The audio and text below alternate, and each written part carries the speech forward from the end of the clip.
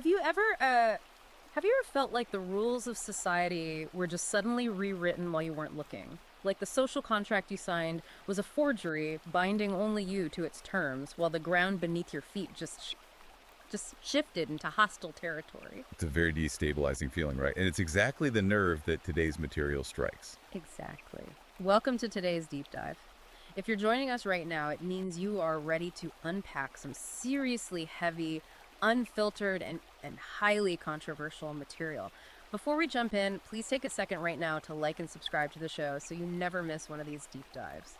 And we should probably tell them right off the bat. Oh, yeah, absolutely. I'll tell you right off the bat, if today's breakdown hooks you, you really need to check out Amazon Kindle and Google Playbooks to buy the book we're analyzing today, and be sure to follow the author on Substack at Conrad Riker. Right, because this is a text that is currently generating a massive, almost seismic amount of conversation in very specific corners of the internet. And those ripples are definitely starting to hit the mainstream culture.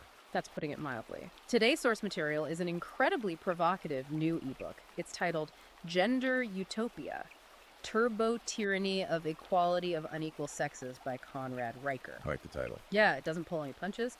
This book is essentially a raw, unapologetic manifesto. It's written directly for a men's rights activist audience and what is, widely known as the red-pilled manosphere. It operates as this survival manual for what the author characterizes as an ongoing invisible gender war. And Riker's central thesis here is that our modern institutions, meaning academia, legacy media, corporate HR departments, and especially the family courts, have been entirely captured by feminist and Marxist ideologies. Right. He argues that what society currently calls equality or equity is actually a highly sophisticated trap. In his view, it's a machine of dispossession designed specifically to neuter the masculine drive and extract male resources. Before we get into the weeds of how he constructs that argument, let's be crystal clear about our mission today. This text is politically charged. It is polarizing by design. Highly polarizing. Yeah. And as always, you and I aren't here to take sides. We're not here to endorse this worldview or to play referee between competing political factions. Our job today is strictly analytical. Exactly. We are here to neutrally report on the ideas presented in the text, to take the engine of this book apart piece by piece, and to help you, the listener, really understand the historical, the psychological, and philosophical architecture of an ideology that is rapidly gaining immense traction out there. Whether you view this book as a necessary awakening or you vehemently oppose its premise, our goal is to map this territory so you can navigate the concepts being discussed in the real world. We're looking at the mechanics of the argument, plain and simple. So with those boundaries firmly set, let's look at the foundational premise of the book. Riker argues that Western civilization is currently witnessing the solidification of what he calls a gynocracy. A gynocracy. He defines this as a female-centric social and legal order. But the key to his argument is that this gynocracy doesn't announce itself as a matriarchy. Right, it doesn't put up a sign. Instead, it masquerades as fairness, diversity, and inclusion, while, according to Riker, actually operating to systematically strip men of their authority, their dignity, and their fundamental utility. And to explain how this system allegedly took power, the text traces the history of our institutions back to a very specific philosophical turning point.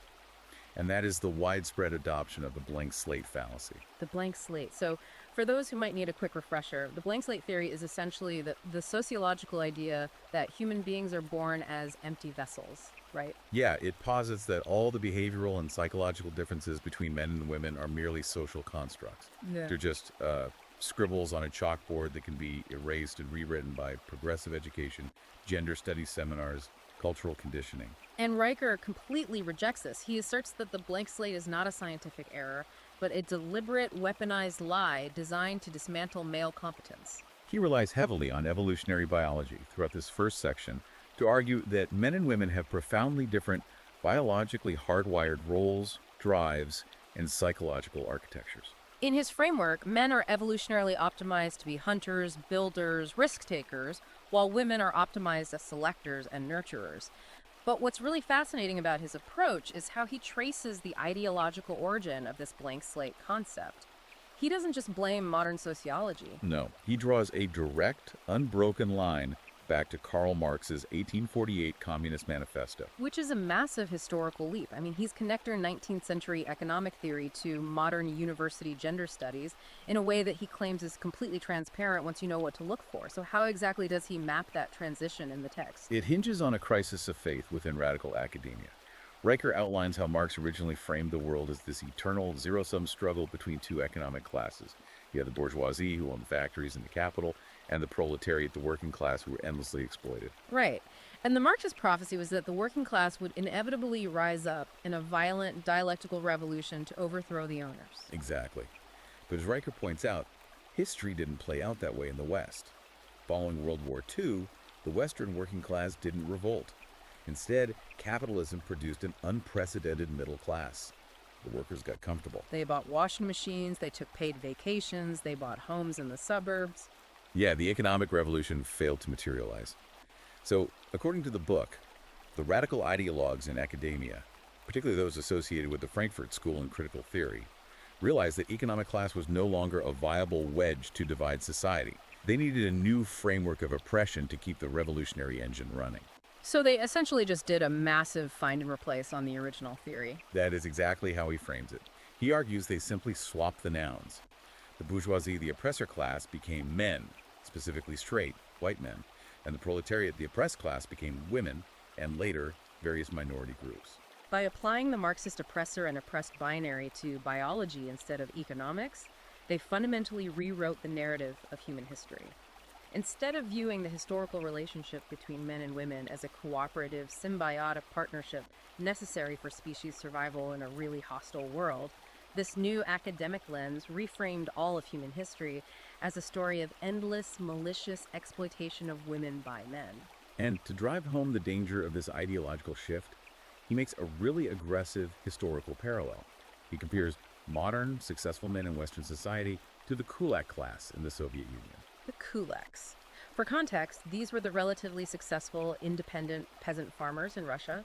They were the ones who owned a little more land, maybe had a few cows, and actually knew how to farm efficiently. Right.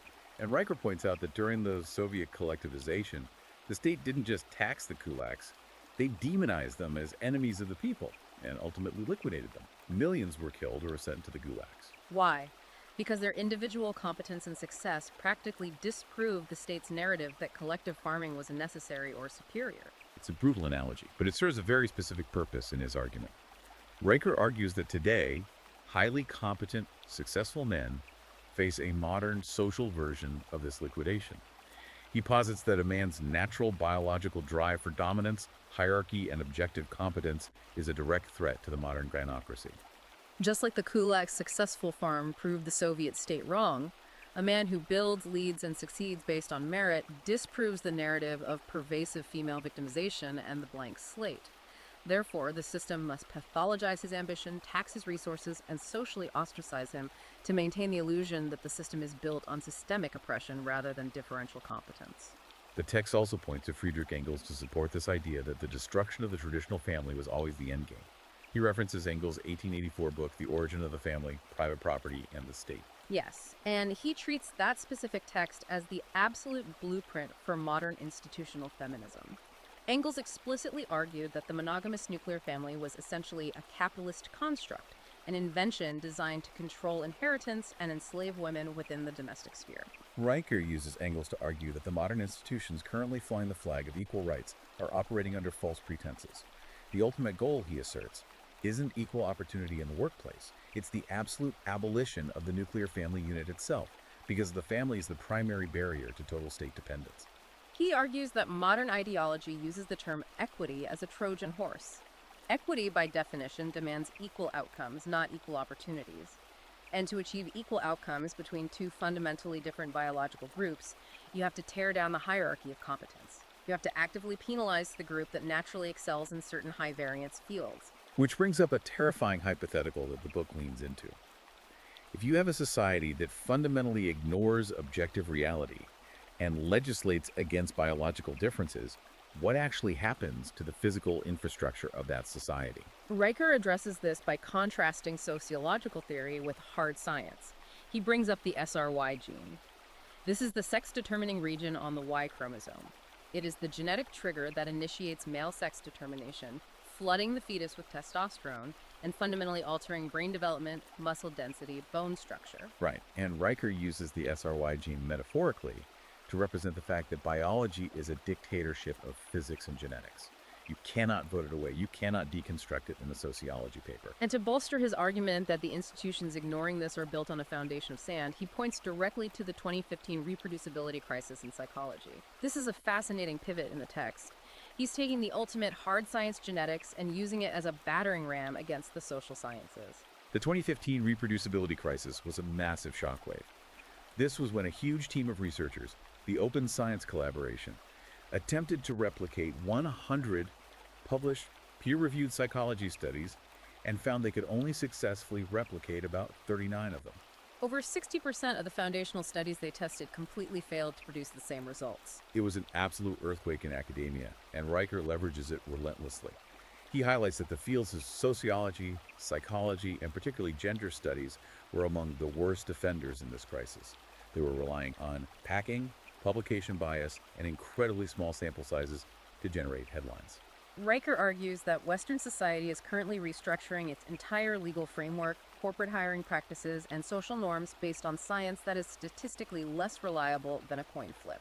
He uses the gender wage gap narrative as a prime example here, which is treated as proof of systemic discrimination. But Riker argues that when economists control for the actual variables like hours worked, willingness to commute, danger of the job, and specific career choices, the gap virtually disappears. Yet the institutions continue to push the raw, debunked statistic. He calls this policy-based evidence. The political conclusion is predetermined by the gynocracy, and the academic research is retroactively manufactured to support it. And his ultimate conclusion for this section is incredibly bleak. If you build a civilization on policies that actively deny fundamental biological imperatives and mathematical reality, you are essentially legislating against gravity. It might hold up for a generation or two through sheer momentum and printed money, but eventually the structural integrity of a society will collapse. Precisely. But the book doesn't just stay in the ivory tower of historical theory and academic critique. Riker takes this premise and applies it directly to the lived experience of the modern male.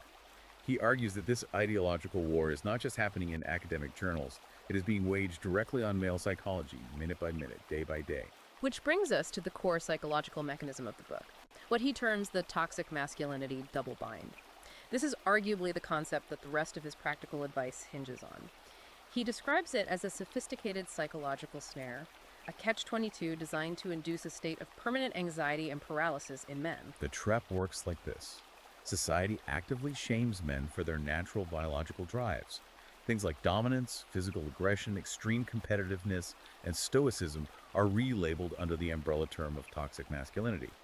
Men are told to open up, to be vulnerable, to cry, to act more like women. But the bind, the trapdoor in this social contract, is what happens when a man actually follows that advice.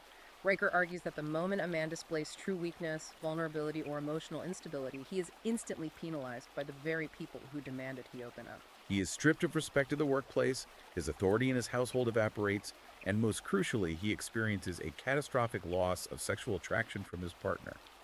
Riker points to the biological reality of female hypergamy, which we'll definitely get into later, to argue that women are biologically hardwired to be repulsed by male weakness, regardless of what modern feminist theory tells them they should want. So the man is caught in a vice. He is a toxic monster if he acts like a traditional man, but he is a pathetic loser who deserves to be abandoned if he acts like a modern, vulnerable man. There is no winning move within the system. And to enforce this double bind, the text outlines how modern institutions use incredibly manipulative linguistic techniques. He spends a lot of time on a concept called Kafka trapping. Kafka trapping. This is named after the author Franz Kafka, who wrote these nightmarish, surreal stories where the protagonist is accused of a vague crime and the system is entirely rigged against them. In a Kafka trap, the very act of denying a crime is used by the accuser as absolute proof of your guilt. It's a closed-loop logical fallacy, and Riker argues it is the primary weapon of HR departments and social justice activists. He provides a hypothetical scenario to illustrate this. Imagine a man is accused of having unconscious bias or being inherently sexist simply by virtue of being a white male in a corporate environment. If the man attempts to defend himself, Perhaps by pointing to his track record of mentoring female colleagues or his egalitarian voting record, the ideologue will simply smile and say, "Your defensiveness and refusal to acknowledge your privilege is exactly what a sexist with unconscious bias would say. Your denial proves your guilt." It makes it impossible to mount a defense. You're guilty if you confess, and you are doubly guilty if you deny it. He also looks at how everyday language has been weaponized through what he calls Pavlovian conditioning. He points to the popularization of terms like mansplaining or manspreading. He argues that these aren't just internet buzzwords, they are calculated psychological tools used to pathologize the basic physical and verbal existence of men. By attaching the prefix man to a negative behavior, society trains people to implicitly associate masculinity with annoyance, arrogance, and intrusion. He suggests that the concept of male privilege functions in the modern era exactly like the religious concept of original sin. You are born inherently guilty. Simply for drawing breath with a Y chromosome, you owe a permanent, unpayable debt of reparations for historical crimes you never personally committed, to people who were never actually victims of those crimes. To ground this theoretical psychological warfare in stark reality, Riker points to how early this conditioning begins. He dedicates a substantial portion of the text to what he calls the war on boys within the public education system. He doesn't just use statistics. He uses highly evocative anecdotes to paint a picture of an environment that is deeply hostile to male nature. The story he uses that really sticks out is the case of Josh Welch. It sounds almost like dark satire, but it actually happened. Josh was a 7-year-old boy in a Maryland elementary school. He was suspended for 2 days. His crime: he was eating a strawberry pastry, a Pop-Tart, and he'd shoot it into a shape that a teacher decided vaguely resembled a gun. He didn't threaten anyone. He didn't have a weapon. He was a 7-year-old playing with his food. Right. And Riker uses this absurd draconian punishment to argue that public education has become a hostile environment that acts as a chemical and disciplinary straitjacket. The system literally criminalizes the innate biological male propensity for rough and tumble play, weaponizing normal boyhood curiosity. And he backs that specific micro-level anecdote up with a terrifying macro-level statistic. Riker cites the data showing a 400% skyrocketing of ADHD, attention deficit hyperactivity disorder diagnoses in boys since the early 1990s. 400%. Yes. He challenges the reader to apply basic logic to this data. He asks, did male biology suddenly, spontaneously mutate on a genetic level in a single generation to become defective? Or has the educational environment become so rigidly pathologically incompatible with the nature of boys that normal behavior is now classified as a disease? He frames this dynamic as a literal chemical war on kinetic energy. The modern classroom is designed around a compliant, sedentary, highly feminized learning style: sitting still, reading quietly, expressing emotions. When a young boy with high testosterone and a biological need for physical movement inevitably fails to conform to that environment, the system doesn't adjust the environment, it medicates the boy. It chemically lobotomizes the hunter out of him so he can sit still in a chair for 8 hours. He takes this critique of the psychological establishment straight to the top. The text references the American Psychological Association's 2018 publication, which were the guidelines for psychological practice with boys and men. This was a highly controversial document, and Riker treats it as the ultimate smoking gun. He claims this official guideline from the premier psychological institution in the world effectively labels traditional masculinity ideology, things like stoicism, competitiveness, and the desire to provide and protect, as psychologically harmful. He argues the APA has essentially pathologized the male psyche as a disorder awaiting to happen. This is where Riker connects the psychological conditioning back to human biology, and it's perhaps one of the most compelling biological arguments in the book. He references the work of John Coates, a neuroscientist and former Wall Street trader who researched something called the winner effect. Coates' work in endocrinology shows that when a male wins a physical or social confrontation, his brain floods with testosterone and dopamine. This hormonal surge literally changes his brain structure, improving his confidence, increasing his risk tolerance, and enhancing his capacity to win again in the future. It's an upward spiral of competence and dominance. But the reverse is also true, right? Exactly, and that is Riker's core point. A man's testosterone production is exquisitely, highly sensitive to his perceived social status and peer acceptance. When society, through the media, the schools, and the HR departments, constantly bombards men with the messaging that their very existence is an act of oppression, that their instincts are toxic, the primal part of the male brain interprets this as a catastrophic, ongoing loss of social status. It signals to the body that the man is at the bottom of the tribal hierarchy. Right. This state of constant status anxiety and social rejection triggers a flood of cortisol, the stress hormone, which actively suppresses testosterone production. Riker argues this isn't just hurting men's feelings, it is the systemic induction of guilt acting as a biological weapon. He calls it the chemical castration of the male population through psychological warfare. That is an incredibly heavy assertion. The idea that cultural messaging is physically altering the hormonal makeup of a generation of men. So if the mind and the biology are under constant systemic attack, the book naturally pivots to the physical and financial reality. If you are chemically suppressed and psychologically trapped, what is happening to your wallet, your labor, and your physical safety? Which brings us to section 3 of Riker's analysis, where he critiques the modern workplace, which he calls corporate castration, and the family court system, which he brutally terms the marriage plantation.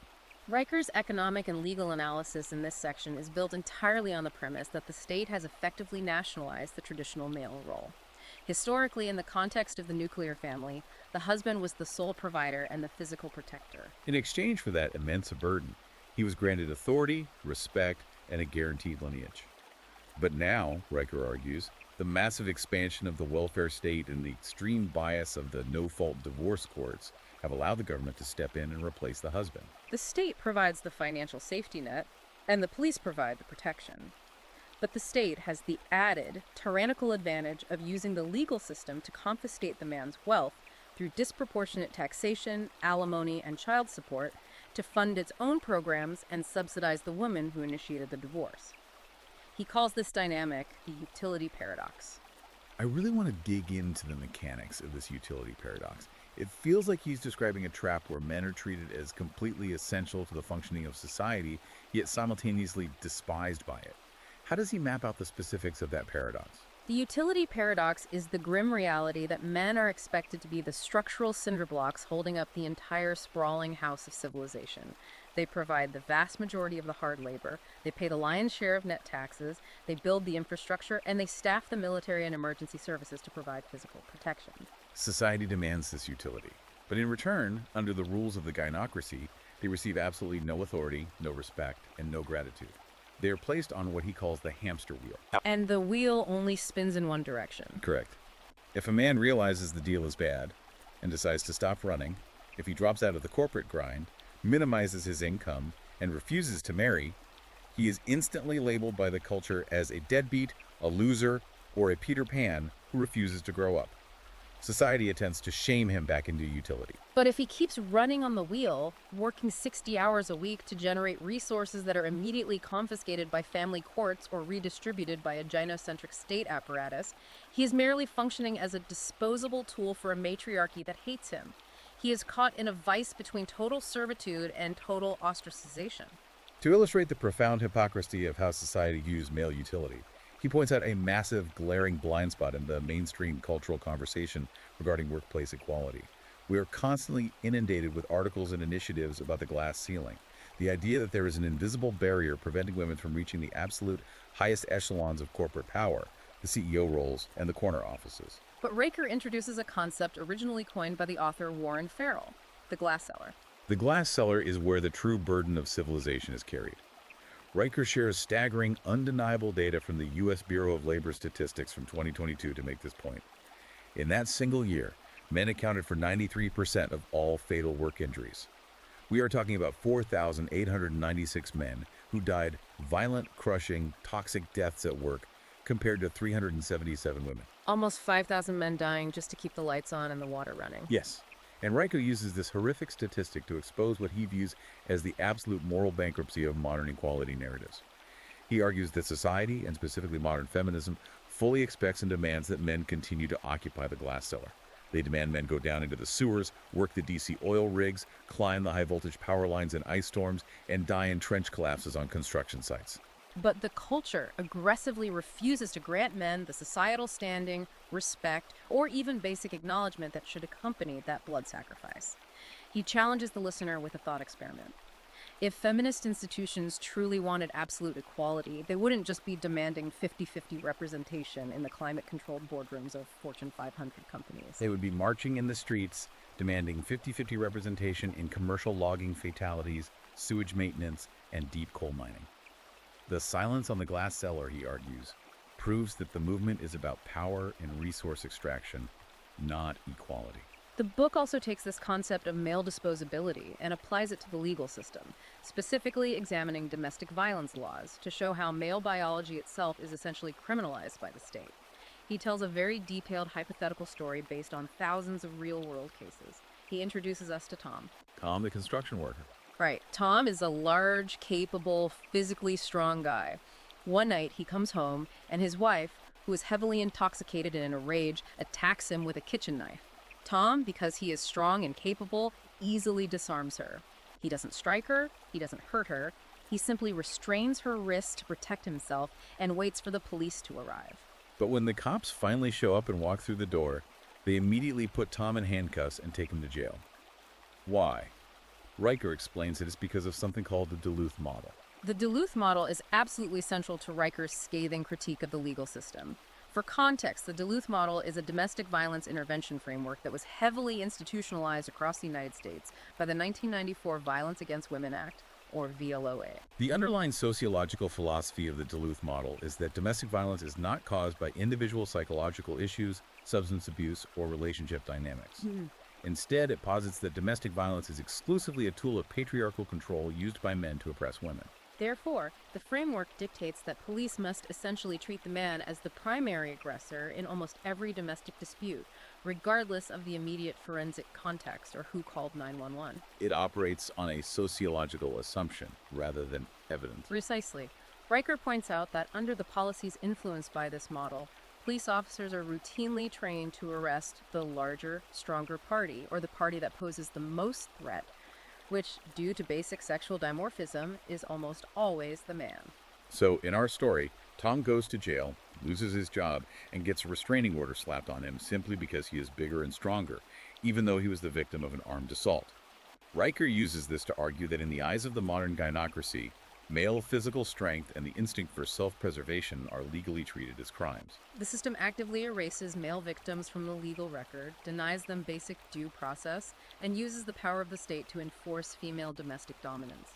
It paints a terrifying picture of the male citizen as entirely disposable, a beast of burden with no inherent human rights. And to hammer home just how vital this disposable class actually is, Riker proposes a massive, hypothetical thought experiment for the reader to consider. A total global day without men strike. If we extrapolate his argument to its logical apocalyptic conclusion, he points out the hypocrisy of modern protests. We've seen highly publicized Day Without Women protests over the last decade, which Riker somewhat dismissively characterizes as mostly performative disruptions in media, HR, and middle management. Inconvenient, but not existential. But he asks the reader to seriously visualize what would actually happen if the disposable males, the men in the glass cellar, simply stopped working everywhere, all at once, for just 24 hours. The timeline he lays out is chilling. Within the first few hours, the global power grid would begin to fail as maintenance crews stayed home. Water treatment plants would shut down, leading to immediate sanitation crises in major cities. Police, fire, and emergency medical services would essentially vanish. By the end of the day, grocery store shelves would be empty because the long-haul trucking network and the dock workers wouldn't roll. Society would descend into absolute primal chaos before the sun came up the next day. He uses this apocalyptic vision to hammer home what he calls the sinner argument. The premise is that the very traits society screams about and labels as toxic masculinity, the aggression, the stoicism, the physical density, the capacity for violence, are actually the load-bearing pillars of civilization. They are the crushing weight holding the sky up. And that leads to a profound sense of alienation. So this systemic devaluation is happening in the educational system, it's codified in the family courts, and it's lethal in the workplace. But Riker argues that dispossession permeates even deeper than the law or the economy. It infects the most intimate, fundamental aspects of human life, modern dating and pair bonding. This is where the book shifts into some of its most controversial territory. This leads us to Section 4, his incredibly cold, almost mathematically detached view of what he calls the sexual marketplace meritocracy. He outright rejects the feminist claim that we live in a patriarchy. He says if you look at the reality of the dating world, we actually live in a feudal dictatorship defined entirely by what he terms gynocentric gravity. It's a brutal, highly transactional economic analogy. Riker builds this section around the biological concept of female hypergamy. Hypergamy is the evolutionary drive for females to mate upward or across in hierarchies of status, competence, wealth, and physical protection. He argues this is a natural instinct, evolved to ensure the survival of offspring in a dangerous world. Historically, however, this drive was kept in check by friction. Geography, small social circles, religious norms, and the sheer necessity of a dual income household for survival meant that most women had to choose from the men immediately available in their village or town. This allowed the vast majority of average men to find a partner, marry, and invest in the social order. But Riker argues that modern technology, specifically the advent of dating apps and social media, has completely obliterated that friction and weaponized the hypergamous drive. Exactly. Dating apps create an illusion of infinite global choice. A woman is no longer comparing the men in her local town. She is comparing them against the top 1% of men globally who are heavily curated on Instagram and Tinder. And the data he pulls into the text to support this shift is pretty mind-bending. He isn't just theorizing, he's citing internal metrics from the tech companies themselves.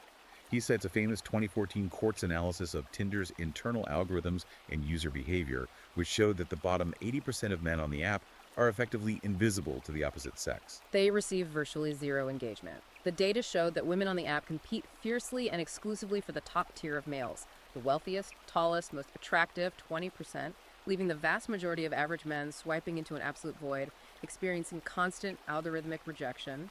He pairs that with an even more revealing piece of data from a 2010 OkCupid internal blog post. The data scientists at OkCupid looked at how men and women rated each other's attractiveness. Men, generally following a normal distribution curve, rated women relatively evenly. Some were very attractive, some were not, most were average. But the data found something mathematically impossible on the female side. Women rated a staggering 80% of all men as below average in attractiveness. Which, as he points out, is a statistical impossibility. Right. In any normal distribution curve of a population, only 50% can mathematically be below the median average. Riker argues that when a collective group of women looks at a massive sample size of men and claims that 4 out of 5 of them are subpar or ugly, they are revealing a profoundly warped psychological perception. The baseline expectation has shifted so radically that the top 20% of men are now considered the average, and everyone else is subhuman. This digital marketplace entirely breaks traditional monogamous pair bonding. It creates a harem economy where the top men have infinite access to casual sex. The majority of women share those top men without securing commitment, and the bottom 80% of men are entirely locked out of the reproductive cycle. And this is where Riker introduces his incredibly provocative dichotomy of the simp versus the pimp, strictly in a macroeconomic sense. Yes, it's vital to understand he is using these terms as economic archetypes, not necessarily literal street definitions. He defines the simp as the great modern tragedy. The simp is the average man who still believes in the old social contract that the gynocracy is already torn up. Economically speaking, the simp is a man who agrees to subsidize a woman's bad decisions. He buys high into a crashed market. Riker paints the picture of a man who works hard, saves his money, and in his 30s marries a woman who spent her 20s on the dating carousel, chasing the top 20% of men on dating apps, accumulating a high partner count, racking up consumer debt, and failing to secure a commitment from those high-status men. Now that her biological clock is ticking and her market value is depreciating, she settles for the simp. She demands his financial resources, his utility, and his stability, but she fundamentally does not respect him, often withholding intimacy. The simp accepts this terrible deal because he is desperate for validation. Conversely, Riker uses the term pimp metaphorically to describe a man who has unplugged from the matrix and enforces what he calls market discipline. The pimp, in Riker's framework, is simply a man who understands objective market value and evolutionary biology. He operates with cold rationality. He absolutely refuses to buy high.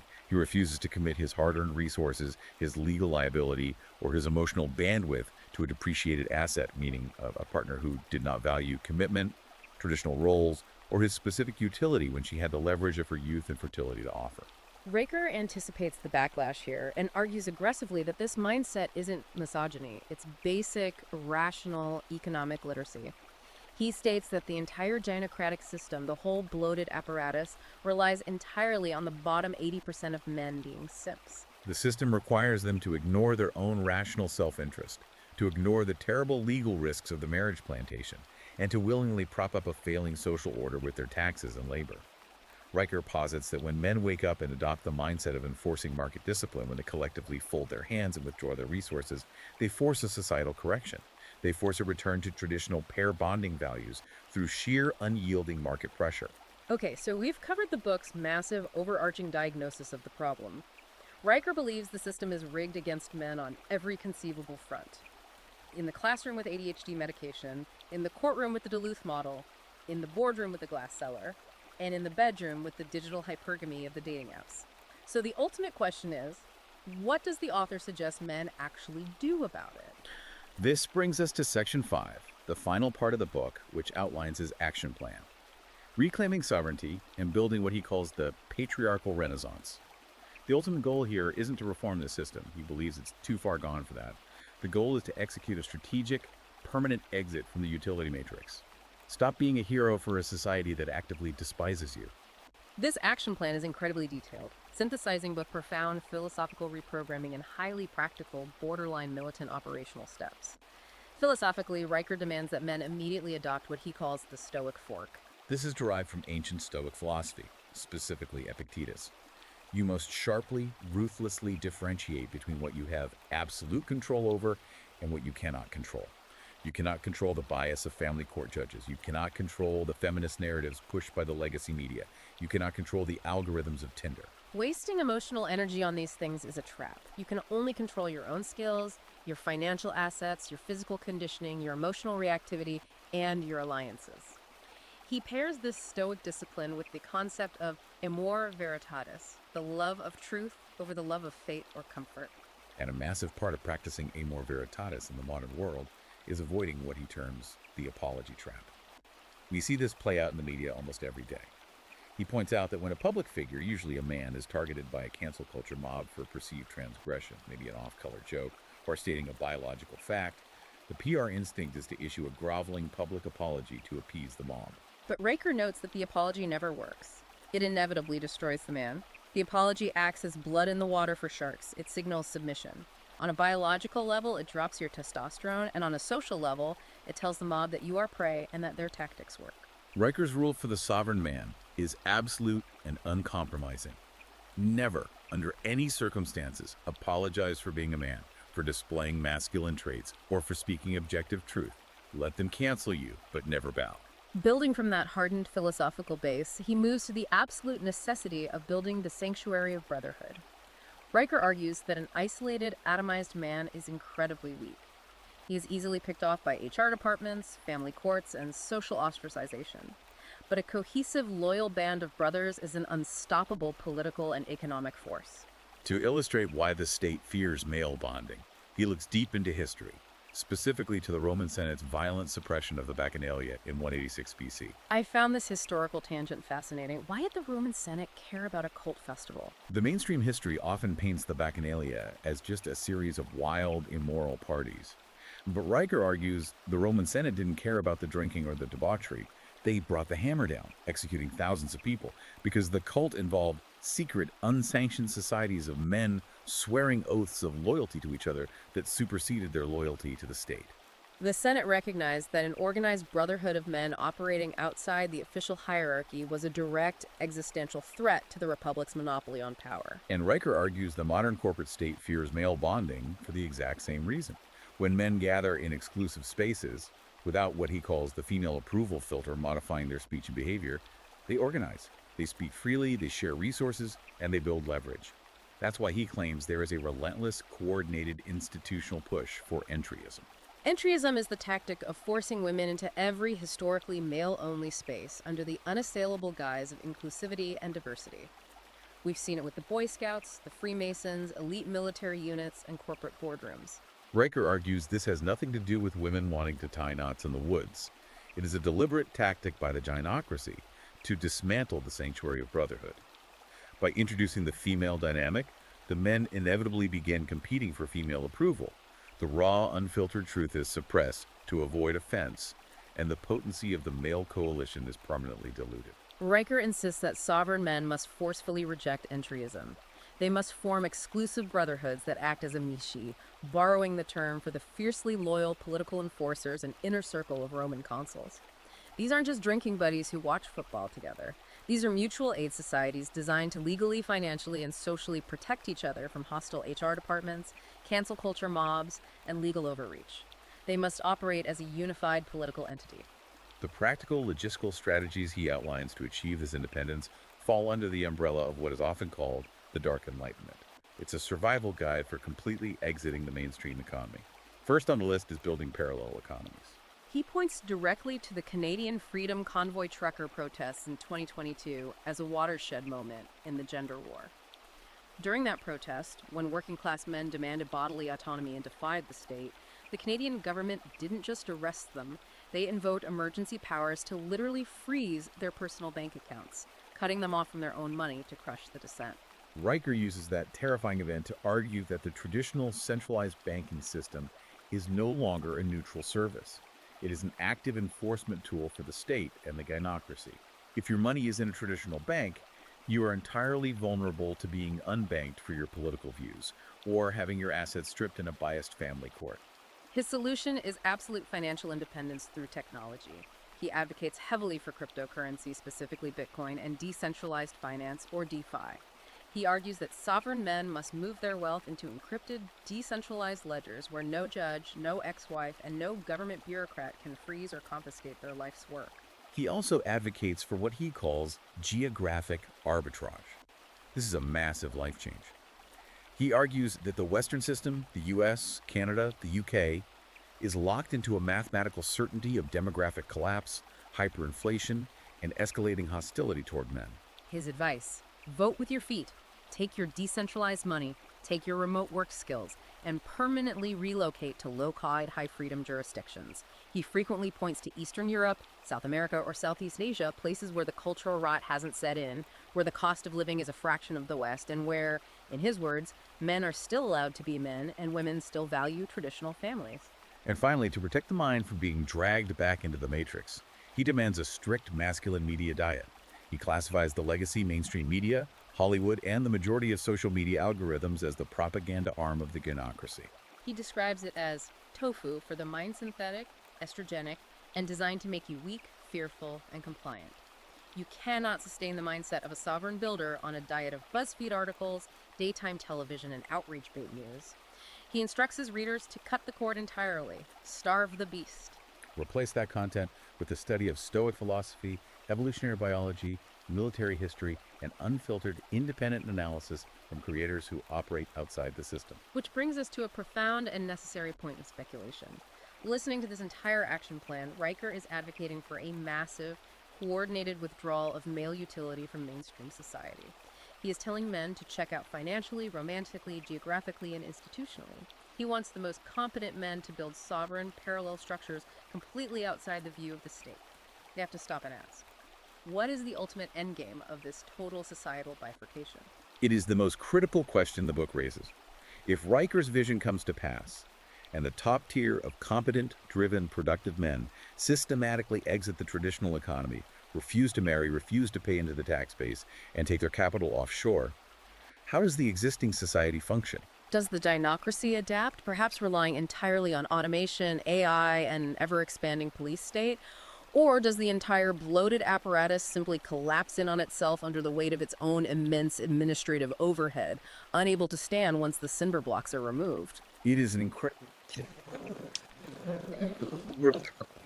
And taking a deep breath here, we have covered a massive, sprawling amount of highly charged, controversial material from Conrad Riker's Gender Utopia. We certainly have. And as we wrap up this analysis, I want to leave you, the listener, with a final provocative reflection to mull over as you go about your day.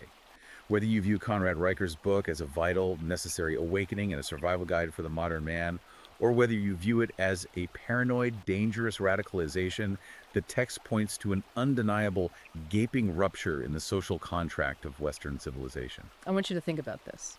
What actually happens to a civilization when its builders, its innovators, the men who climb the poles in the ice storms, and its protectors decide that the cost of participation is simply too high, The disrespect is too profound, and they collectively, quietly decide to just let the roof cave in. It's a question that goes far, far beyond the daily trivial squabbles of internet gender politics.